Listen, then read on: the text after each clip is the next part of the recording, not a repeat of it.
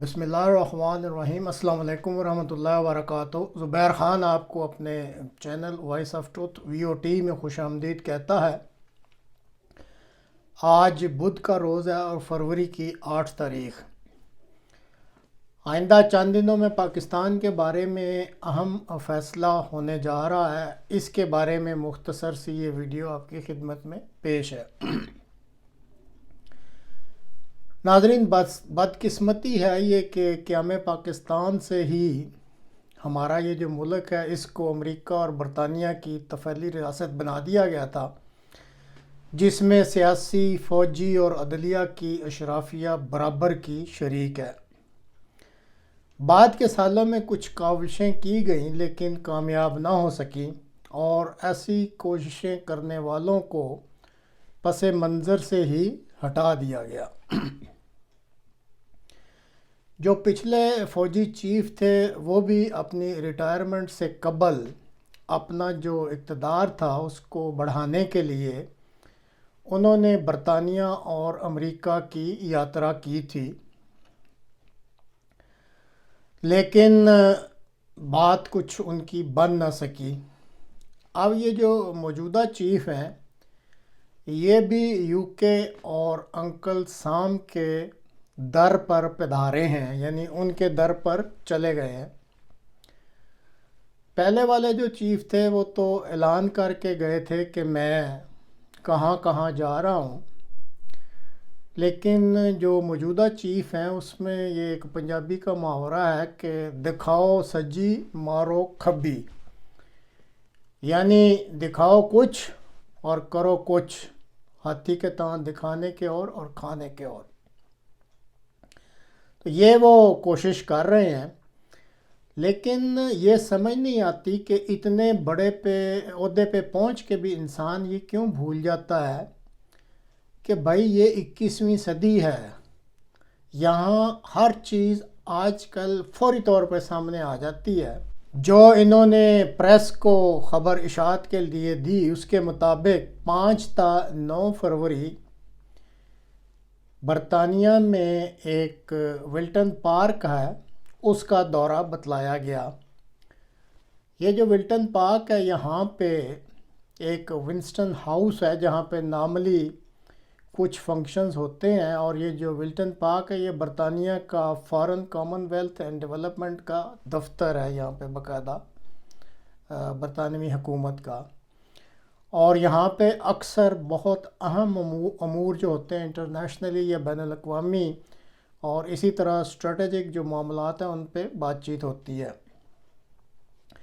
अब जो पाकिस्तान का मीडिया है उनकी ख़बरों के मुताबिक जो मौजूदा चीफ़ हैं वो UK पाक स्टेबलाइजेशन कॉन्फ्रेंस में शिरकत के लिए गए हैं, जो कि विल्टन पार्क में 5 ता 8 फरवरी के दरमियान शेड्यूल है, और इसमें रीजनल स्टेबिलिटी साउथ एशिया के मौजू पर बातचीत करनी मकसूद है। अब इतवार को चीफ़ साहब अपने ग्रुप के साथ UK के लूटन एयरपोर्ट पर उतरते हैं। मैंने तकरीबन 2 घंटे लगाकर विल्टन पार्क की जो वेबसाइट है उसको तफसील से खंगाला है, और ये जो ममालिक है ना ये कोई चीज़ें खुफिया नहीं रखते और वो उनकी वेबसाइट भरी पड़ी है पास्ट इवेंट से भी और जो आइंदा होने वाले हैं उन इवेंट्स के बारे में भी, और बहुत सारे इवेंट इस वेबसाइट में दिए गए हैं।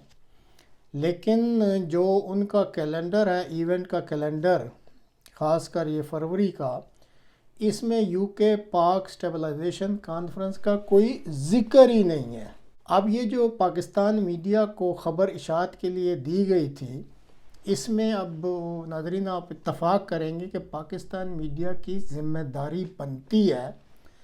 कि जो उनको ये ख़बर इशाअत के लिए दी गई है, अगर मैं यहाँ 2 घंटे मेहनत करके इसको तलाश करता हूँ मुझे कुछ नहीं मिलता, तो कम अज़ कम मीडिया हाउसेस के पास तो बड़ी रिसोर्सेज होते हैं, वो ये तो तहकीक कर सकते हैं। जैसे बड़ा मोतबर अखबार है डॉन या एक्सप्रेस न्यूज़, तो वो तो देख सकते हैं जाके कि कोई इस तरह का इवेंट शेड्यूल भी है विल्टन पार्क में या नहीं, اور ان کو چاہیے کہ وہ یہ جو ہے اندرون خانہ جو حقائق ہیں اس خبر کے وہ نکالیں اور قوم کو بتائیں۔ اب جو اندرون خانہ خبریں ہیں وہ بالکل مختلف ہیں۔ ان کے مطابق یہ جو موجودہ چیف ہیں یہ اپنے بڑے گروپ کے ساتھ بڑے باؤجی کو ملنے یو کے آئے ہیں، اور پھر اگلے ہی دن، حالانکہ 5 روزہ دورہ تھا یو کے کا، لیکن اگلے ہی دن جو ٹریک کرتے ہیں ہم کوئی بھی فلائٹ کی، کوئی بھی اس کو دیکھ سکتا ہے، آپ آئیڈینٹیفیکیشن کوڈ دے کر تو کسی بھی فلائٹ کو آپ ٹریس آؤٹ کر سکتے ہیں کہ وہ کیا شیڈول ہے اس کا، کہاں اتری ہے اور کہاں جا رہی ہے۔ تو جو آرمی چیف جہاز استعمال کرتے ہیں ان کا آئیڈینٹیفیکیشن جو کوڈ یا نام ہے وہ خالد 1 کے نام سے جانا چاہتا ہے۔ تو حیرانی ہوئی ہے کہ کل منگل کو یہ جو خالد 1 ہے یہ لوٹن کے ایئرپورٹ سے اس نے پرواز کیا، اور یہ کوئی یہ نہیں کہ یو کے اندر یا کسی اور ملک یا پاکستان کی طرف، بلکہ اس کا رخ جو ہے وہ امریکہ کی طرف دکھایا گیا ہے۔ اور پھر جو ہی یہ ہوائی جہاز امریکن ایئر سپیس میں داخل ہوتا ہے تو اس کا جو آئیڈینٹیفیکیشن کوڈ کے سگنلز ہیں ان کو بند کر دیا جاتا ہے تاکہ اس کی شناخت نہ ہو سکے کہ اٹلانٹک پہ پرواز کرتے ہوئے آگے یہ کدھر گیا ہے۔ اب یہ جو آئیڈینٹیفیکیشن کوڈ کے سگنلز بند کیے جاتے ہیں تو اس کا مطلب یہی ہوتا ہے کہ اس دورے کو خفیہ رکھا جانا مقصود ہے۔ اب مسئلہ یہ ہے کہ پاک فوج کا چیف اگر اپنے گروپ کے ساتھ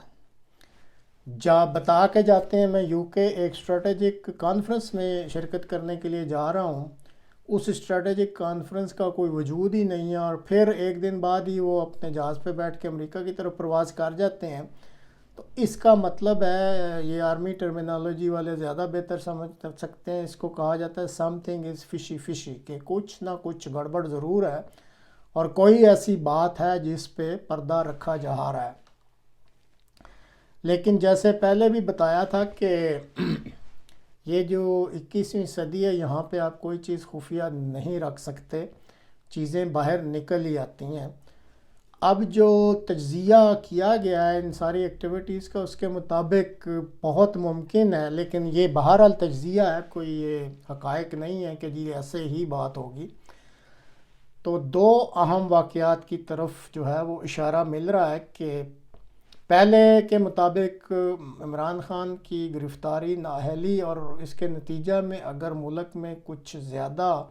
ہنگامے پھوٹتے ہیں یا لوگ ریزسٹ کرتے ہیں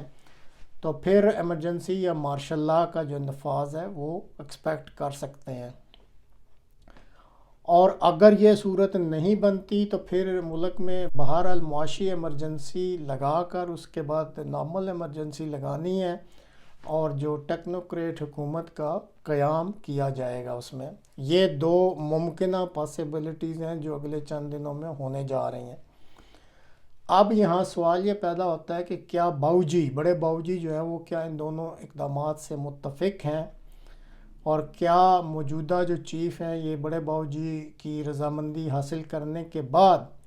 انکل سام کی اوکے لینے گئے ہیں۔ اب ٹھیک ہے، فوجی چیف کے ذہن میں 2 آپشنز ہیں، باؤجی سے ڈسکس ہو گیا، اب وہ انکل سام کے پاس جائیں گے، تو اصل فائنل فیصلہ تو بہرحال انکل سام اور ان کی ٹیم پہ ہے۔ جو ابھی تک کی شنید ہے یا جو مانیٹر کیا جا رہا ہے پریس میں، تو امریکہ کے جو وزیر دفاع ہیں وہ پسند کرتے ہیں کہ، اور ان کا رجحان بھی اس طرف ہے کہ پاکستان میں مارشل لاء لگا دیا جائے، کیونکہ اس کا وہ اظہار کر چکے ہیں اور ان کو فوجی جنرلوں سے ڈیلنگ کرنے میں آسانی رہتی ہے۔ لیکن بہرحال اس کے لیے ہمیں چند روز انتظار کرنا پڑے گا کہ انکل سام نے کون سی آپشن اوکے کی ہے۔ تو آخر میں پاکستانی عوام کے لیے یہ ایک میسیج ہے کہ پاکستانیوں سن لو، آپ کی حیثیت کیا ہے۔ ایک جرنیل 22 کروڑ پہ بھاری ہے، اور پھر وہ بھی اپنی مرضی کا مالک نہیں ہے۔ ہر قدم پر اس کو انکل سام والا اور اس کے جو ہواری برطانیہ ہے اس کی اوکے چاہیے ہوتی ہے،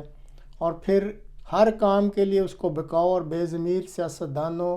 اور عدلیہ کے ججوں کی مدد درکار ہوتی ہے جو اس ملک میں بڑی آسانی سے مل جاتی ہے۔ تو کہتے ہیں کہ جیسی قوم ویسے حکمران،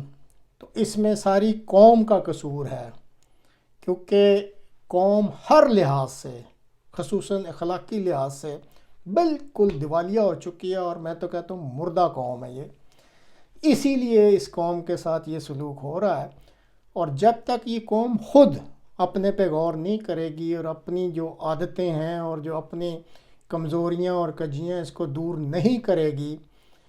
اور اپنے آپ کو خود نہیں بدلے گی، خود باہر نکل کے کہ جی ہم نے اپنے آپ، ہر کوئی شخص یہ عہد کر لے کہ میں نے اپنے آپ کو ہر لحاظ سے یا اخلاقی لحاظ سے بدلنا ہے،